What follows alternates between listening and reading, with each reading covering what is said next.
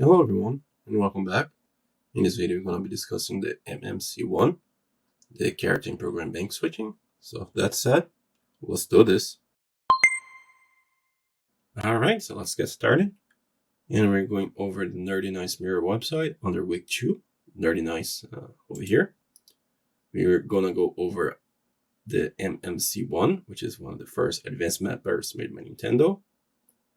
And if you like, you can go ahead and download the sample version over here. I already have it compiled, already ran over here. So let's run test, run emulator, and you can see how it goes. Different pages mean different banks over here. So you're going through these different banks, switching back and forth, and so forth. So this is one advantage of using MMC1. So let's go over it, which is many benefits, including mirror control. You can do some mirroring, and you can do our bank switching, as in right here under the title says, some bank switching, not only for the program banking switching, but also character bank switching as well. So, but we have up to 256 kilobytes of program ROM and 120 kilobytes of character RAM or ROM over here. And most importantly as well, we do have extra workable RAM and option to add a battery over here. So that's it says on here, many games including The Legend of Zelda, which use the battery of the workable RAM to have one of the first games to actually have a save file. Even back in the day, even up to the Super Nintendo days, you have this password generated section of games that use that to keep save your progress. But Legend of Zelda was one of the first ones to actually have a battery, so you can save the progress within the characters itself. And workable games with battery can be used to save games. But the main section of this video is to do the bank switching, and to do that you're going to have to use a shift register, which is kind of unique for the MMC1, because prior to eventually last week when you're going over where's here the character switching over here with the CN ROM and UROM, all you need to do is pretty much load the bank.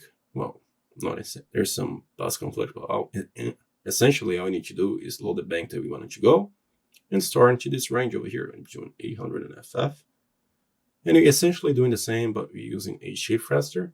So here you're loading the bank, and then you're going to start the bank range that we have over here.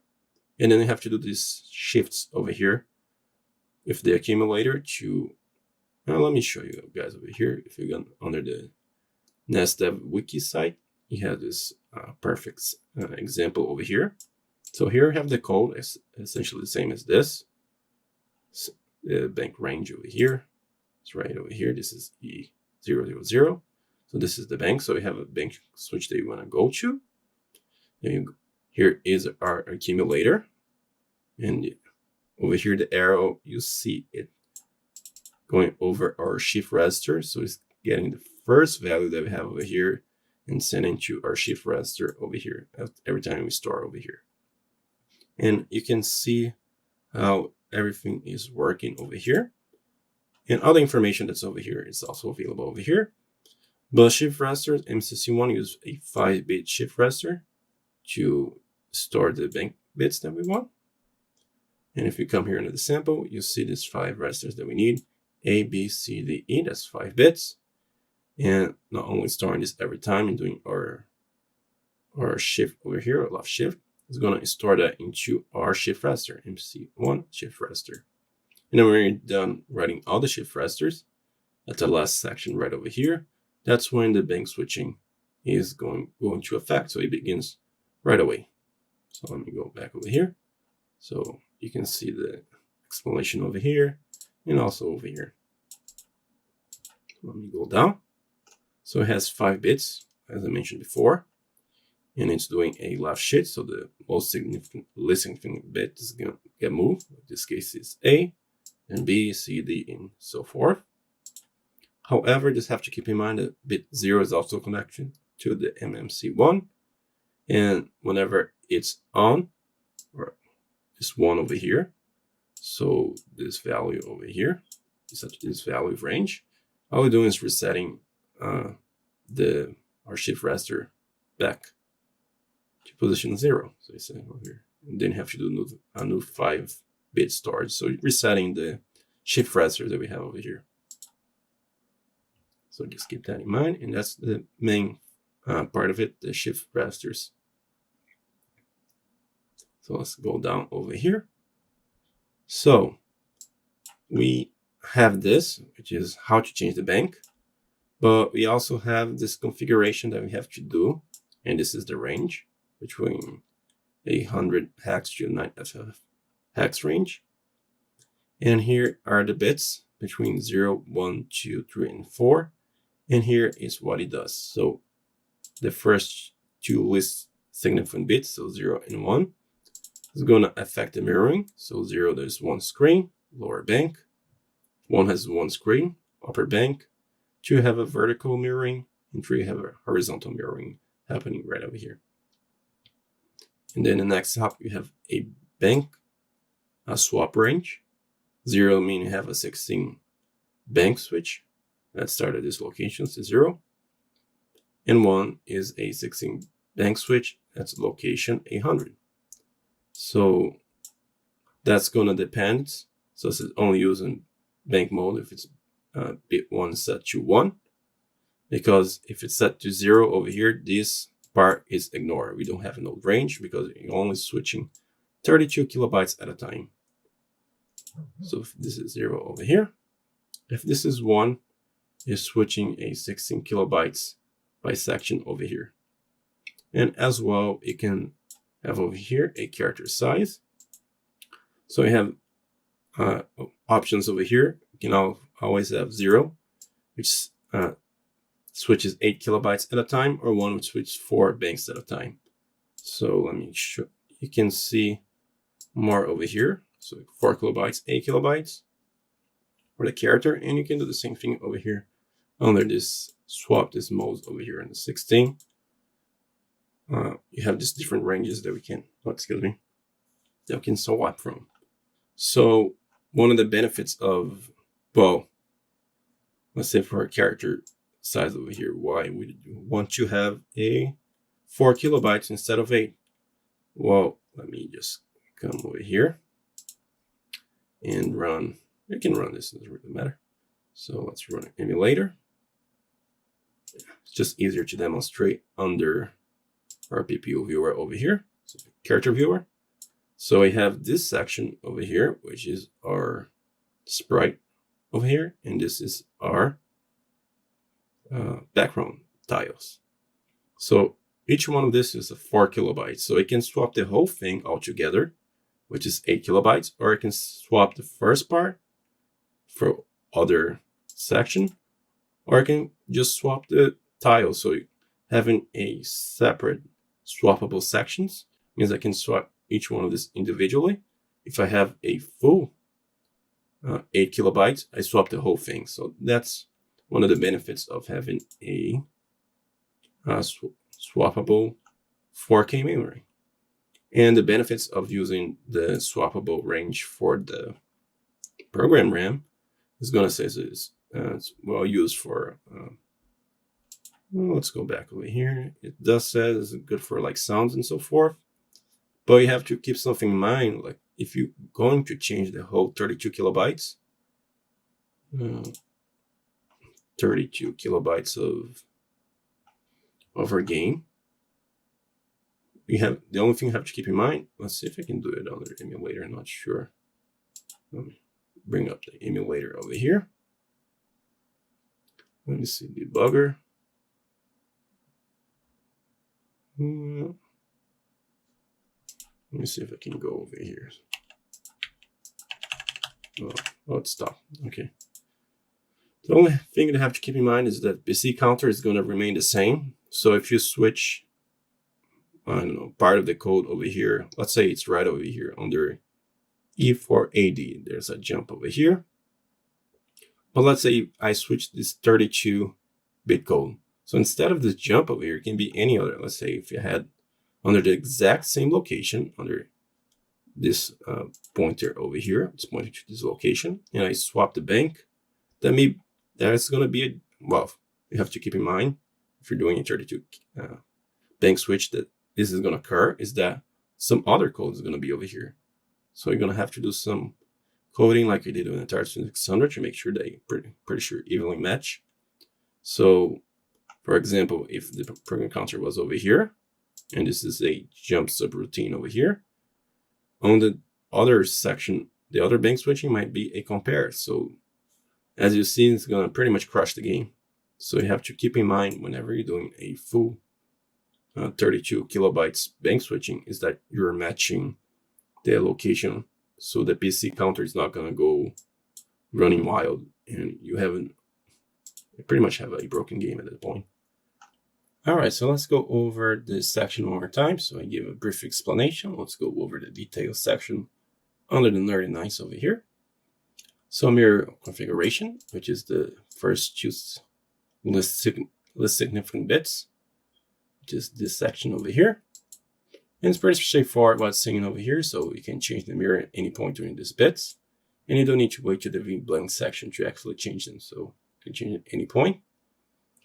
And when using MMC1, the NES mirror directive is ignore. So you got to change to your code. And here you have, if you set to 0, it's 1, well, 0 and 1 is one screen. This is over here. We're saving screen mirroring modes and use 1 kilobytes on any table. And when you're scrolling the screen, both wrap vertically and horizontally. And then you have to set 2 for vertical and 3 for horizontal. It's pretty much, so it's pretty simple if you see this. The sample over here. And next up, you have the bank size configuration. So it's not complicated. Just have to keep in mind some 2 different sections over here. So first is the program size.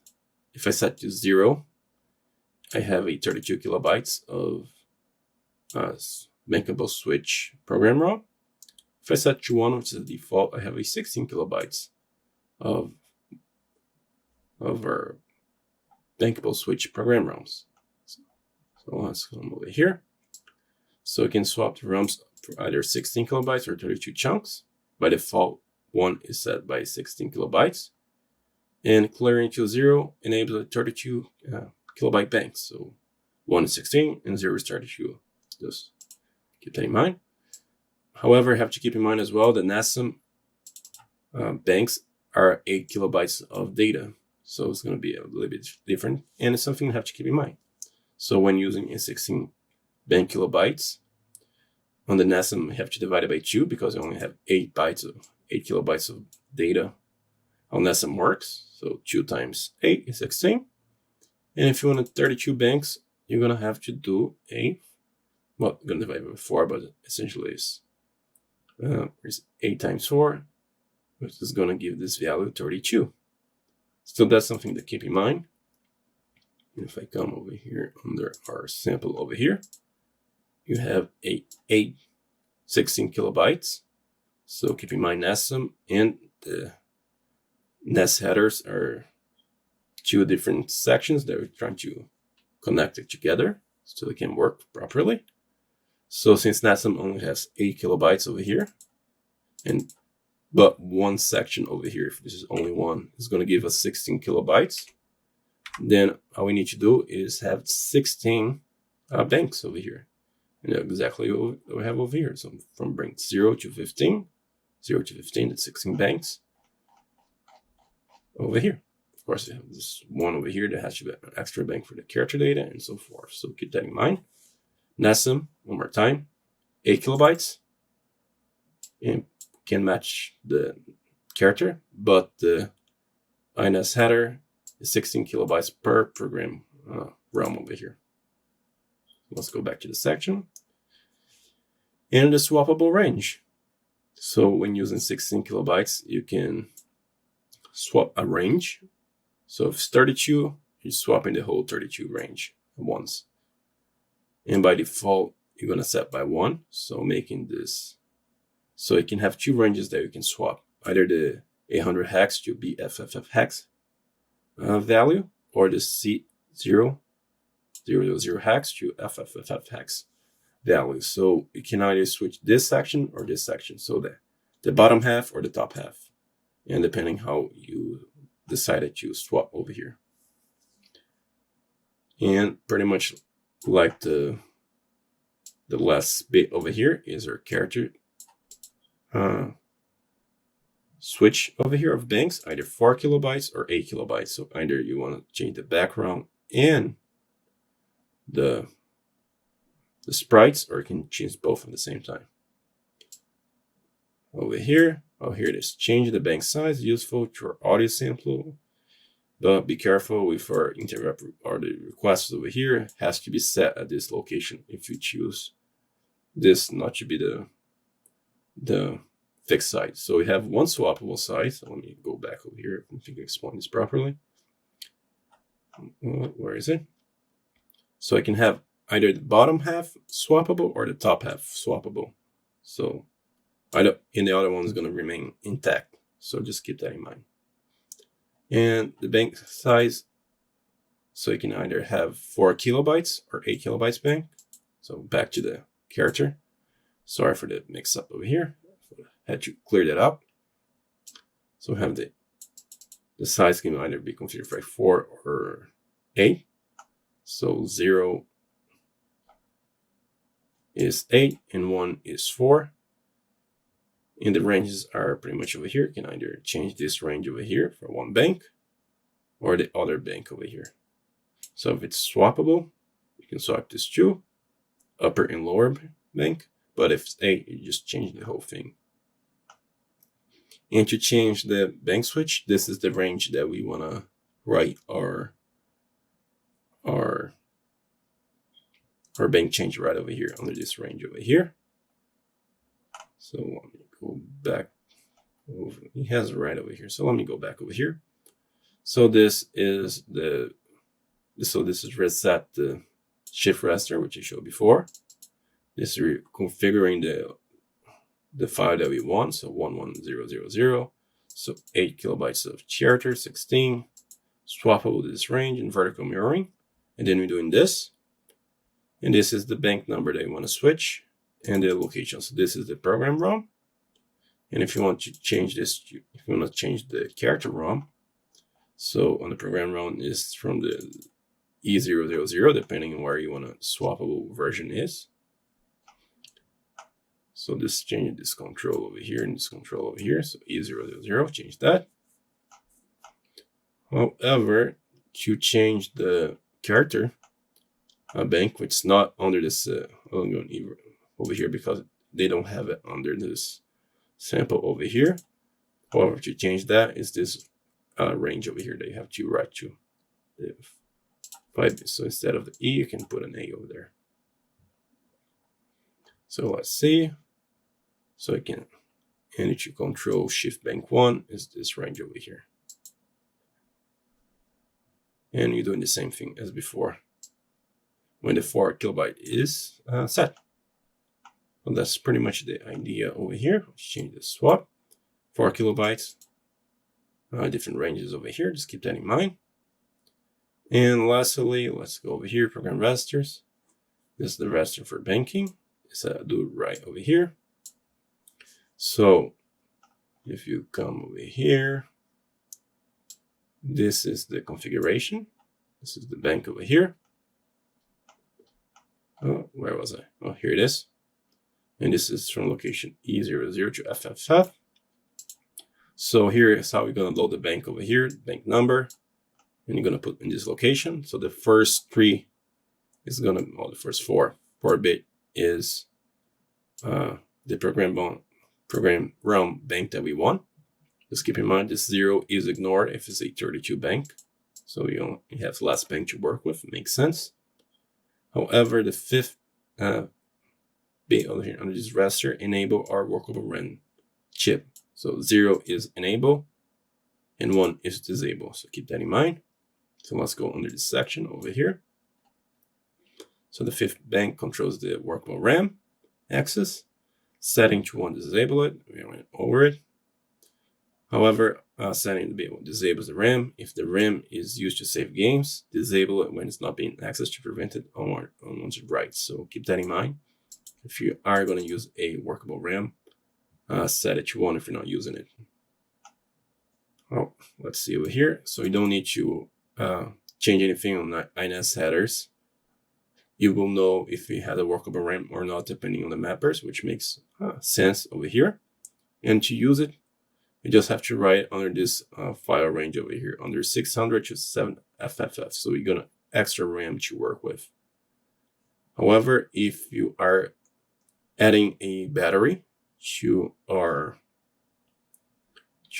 game, then you need to change the NES mirror directive to 2 over here.